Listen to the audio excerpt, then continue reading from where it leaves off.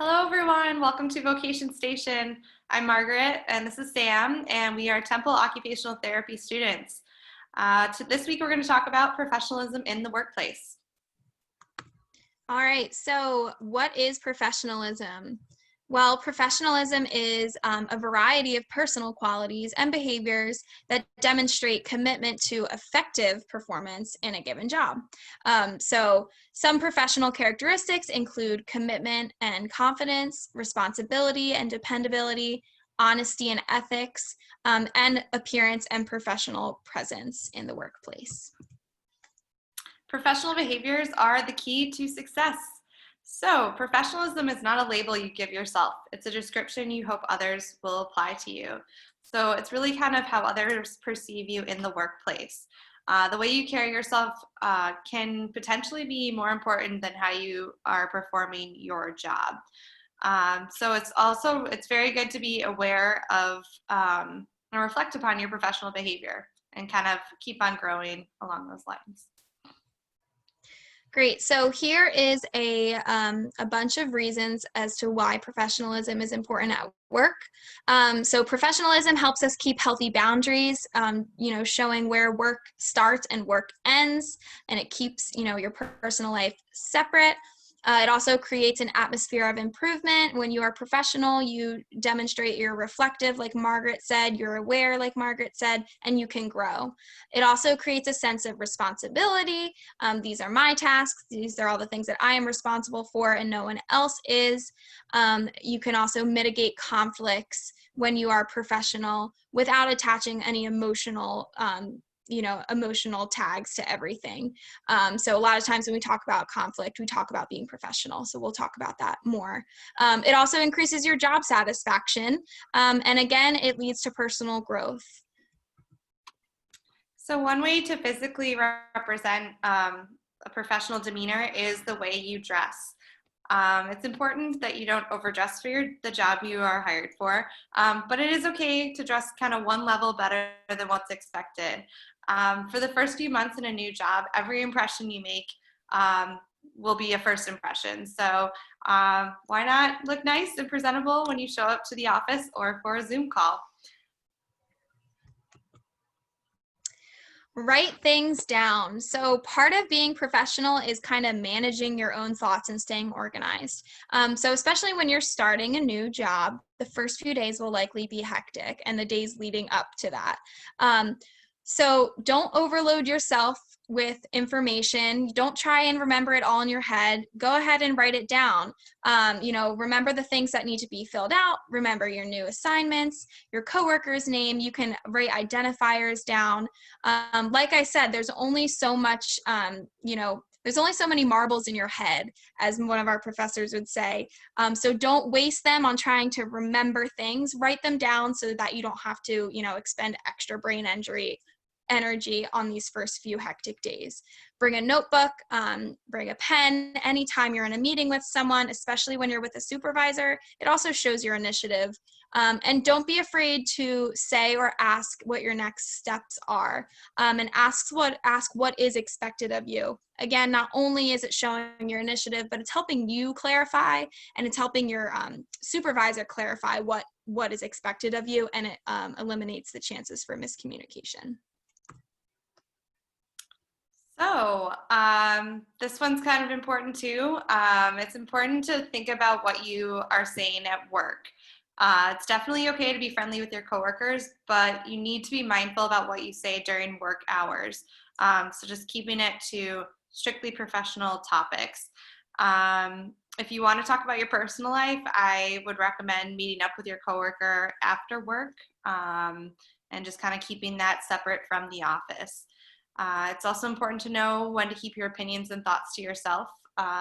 Some topics are not appropriate for work conversation, such as politics or other sensitive topics. And it may seem obvious, but avoid swearing in the workplace. Be confident, but not arrogant. When you are interacting with others, you always want to be polite. You want to try your best to be well-spoken. So not, being totally outspoken. I know that's something I struggle with, so I have to inhibit myself a lot of times, but be confident. And being kind of socially aware is a key to your interactions with people. And like Margaret said earlier, the way you carry yourself is sometimes the most important. So this is where that all plays in. Think about your body language and your facial expression. Are you conveying a positive and professional message? Or are you conveying that you don't want to be there, or you're in disagreement, or that you're too tired? You got to think about some of these things. There can be a very thin line between confidence and arrogance. So be mindful of that. Always put yourself in check. Make sure that you are, approaching everything humbly. You can be eager and confident and sure of yourself, but you can also be humble. So just keep that in mind as you move through your work life. Emails, make sure you proofread them. It's a huge sign of professionalism if your emails have typos or you're using inappropriate language. So even when you're emailing with casual emails to coworkers, make sure you proofread. It's important to have a subject of what the email is about, a formal greeting, and a formal closing in that email. It's important to remember once you send an email, there's a record of it. So do not include sensitive or inappropriate content in that email. So as I just mentioned, writing an email with typos, slangs, or emoticons can damage your reputation. It can discredit you as a professional, and this can happen no matter how professional you act in the workplace. Your emails they speak volumes. Take initiative. Come up with solutions on your own. You can problem solve alone, or you can refer to a coworker before asking a manager.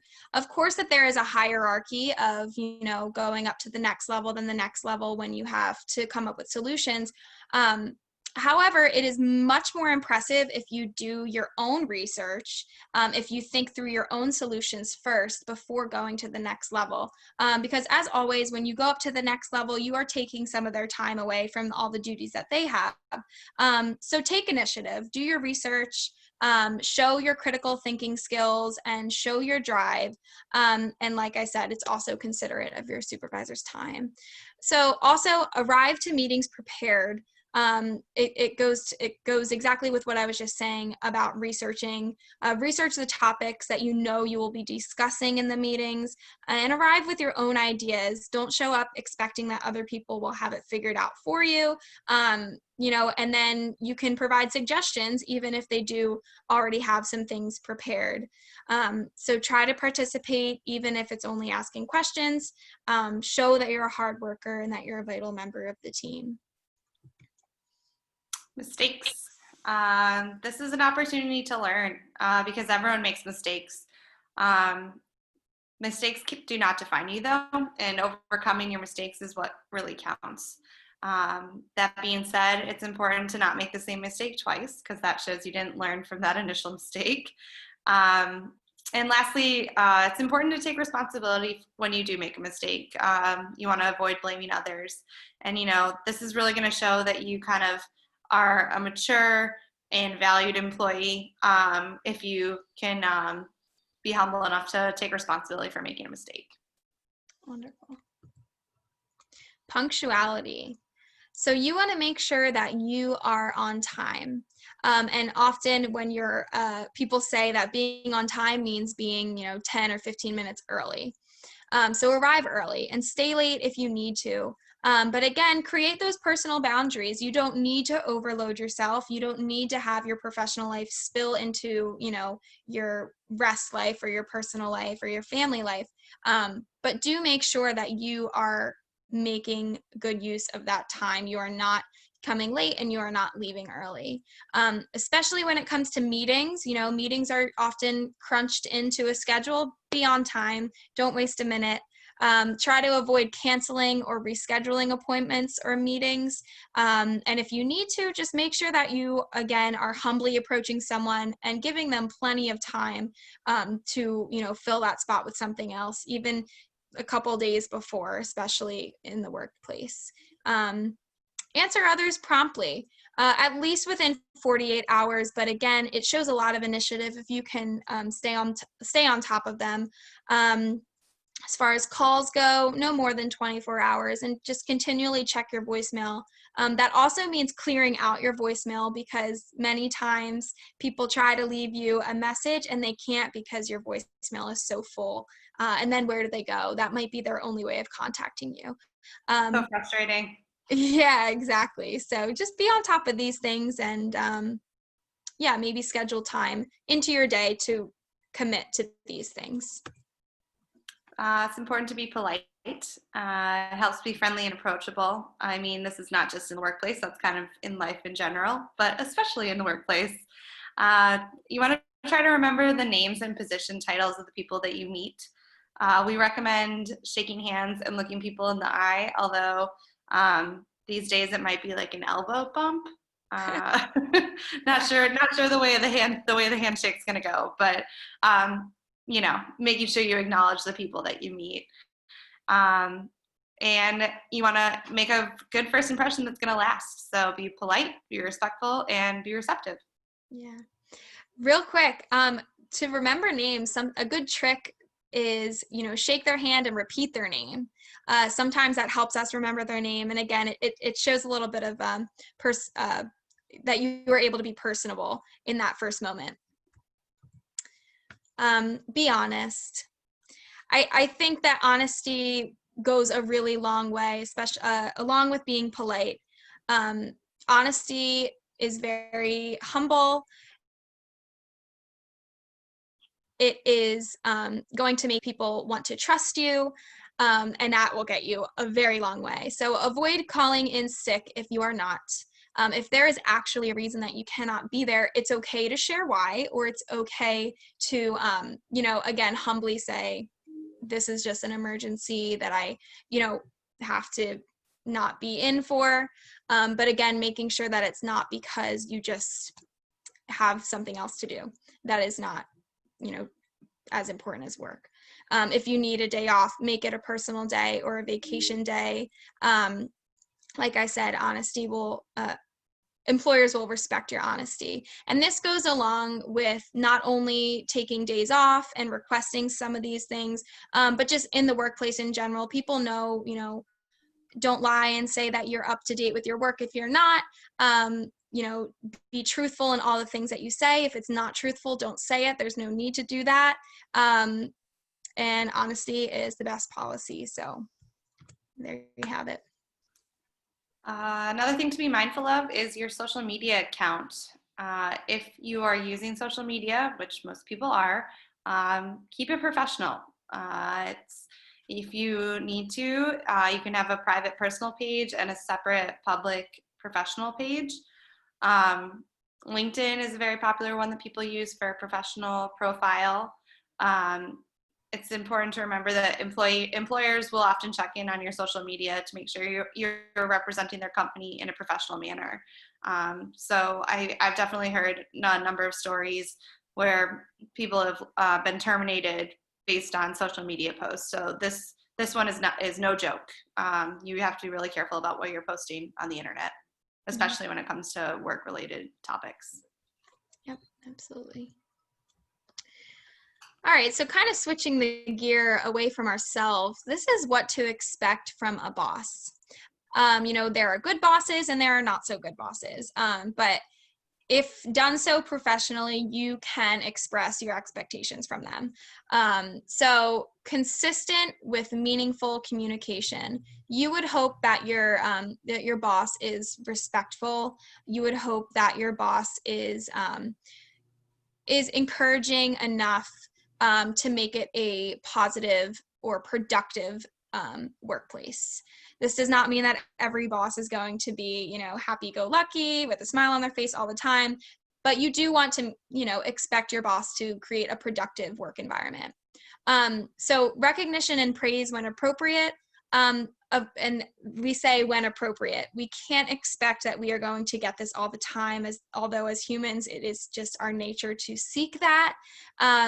Just understand that it's not always our boss's job to do that, but it would be nice to expect that every once in a while. You would also hope that your boss is timely and constructive and gives constructive feedback and in a way mentors you. You would also hope that it is a safe space for success and failure. With that being said, knowing what those safe spaces are. You know, if you're on a really big project where it really does quote unquote matter, you want to make sure that you are applying all of the skills and all of the techniques to make sure that you perform well, but you also want to make sure that your boss is not someone that is super critical of you. You want to make sure that your boss puts people first, that they're dedicated and that they understand work-life balance. You want them to be honest, and you want them to hold themselves accountable for things as well. All of this being said, I think that it's important to recognize that your boss is your boss. Your boss is not your friend. But again, you want to search for an employer that values their employees, and you want to search for a boss that values productivity and wellness for all their employees. So on the other end of that spectrum, a few things your boss should not do. Make references to your salary in front of other staff, reprimand you in front of other employees, have unreasonable expectations, share too many personal details, or make inappropriate references. These are all activities or all behaviors that are unacceptable and inappropriate. A few other things they should not do are make personal attacks, place blame on you for their mistakes. Absolutely, they should not make racial or sexual comments. And lastly, they should not imply that sex, race, age, or religion is a factor in work performance. Again, unacceptable topics for your boss to express. Absolutely. Stay low maintenance. The low maintenance employee is very much appreciated. Keep complaining to a minimum, especially about your schedule and other employees. I like to say, don't say anything about anyone to anyone. There are other people in your life that if you need a place to vent, you can do so, but it is completely unproductive to do that in your workplace. And it obviously is going to come back and hurt you. There will be times when people are there to help you and that you need to vent. Maybe you have a specific preceptor or a specific supervisor who is there to talk out conflict, but it should never be workplace gossip or personal attacks on others behind their back or to their face. But again, being low maintenance, making sure that not so many people need to check on you all the time, that you are pretty independent, obviously collaborative, and you will work with people, but making sure that you don't need a lot of attention from everybody, or you don't need to take up a lot of other people's time just to get through your daily day.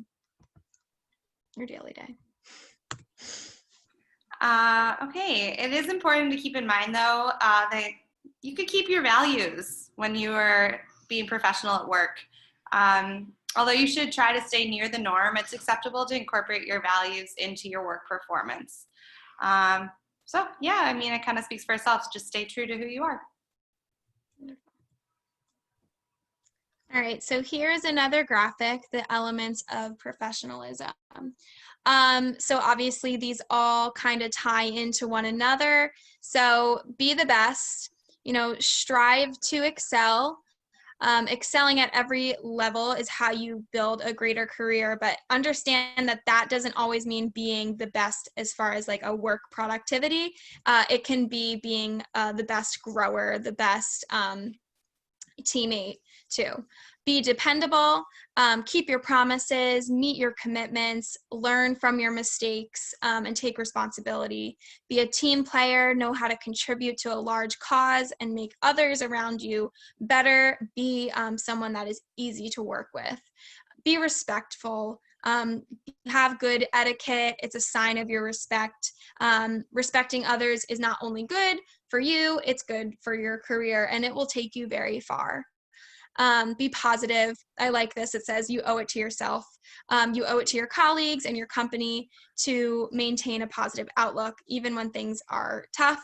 Having hope is good and it's going to propel you, and not having hope is, obviously going to be a detriment to moving forward.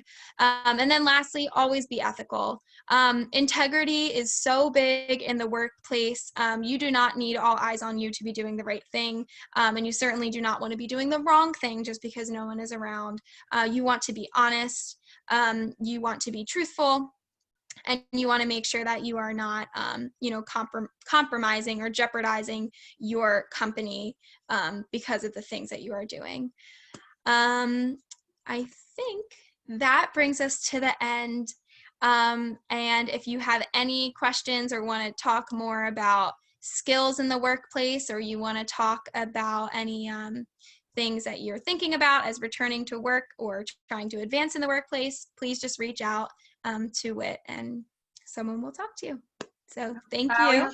We hope you enjoyed our presentation about professionalism, and we look forward to joining you soon. All right. Bye-bye.